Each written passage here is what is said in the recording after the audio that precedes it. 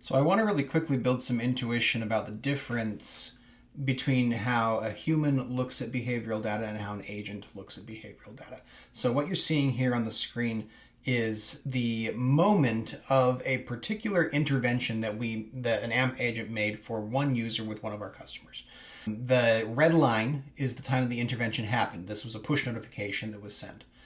You can see that the timeline spreads out for about 700 minutes after the message and 700 minutes before the message. It's about 12 hours either way.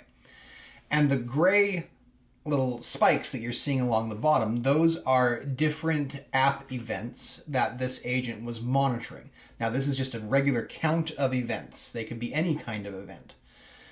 But if we just look at this, if you just eyeball it, you can see it looks like there's a little bit more on the right hand than on the left, but it doesn't really jump out. An interpretation doesn't necessarily jump out at you. Now, look at what happens when we smooth this sparse data, turning it into a dense representation. Now, what you can see is that before the message was happening, this user was doing something. That behavior was kind of going up and down. There wasn't a definite increase, but then as soon as the intervention happened, you can see this spike in behavior that actually increases for a little bit and then drops off after that, indicating that the intervention had some sort of an effect. Now, we could just take this, but that's fairly noisy data. Like I said, not every event is made equal.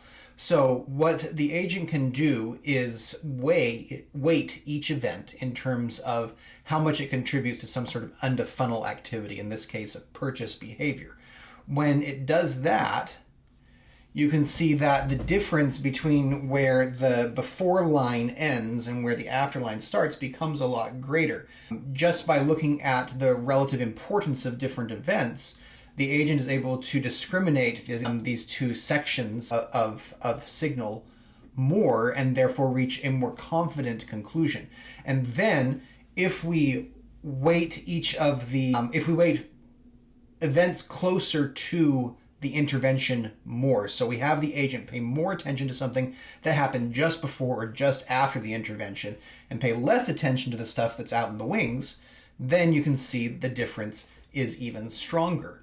So what we're left with is a fairly clear representation of the impact of this message. If you were to sum all of the space underneath the blue line, both before and after the message, then the percent of that space underneath the blue line that happens after the message is an estimate of the probability that this message impacted behavior. In this case, it comes out to around 80%.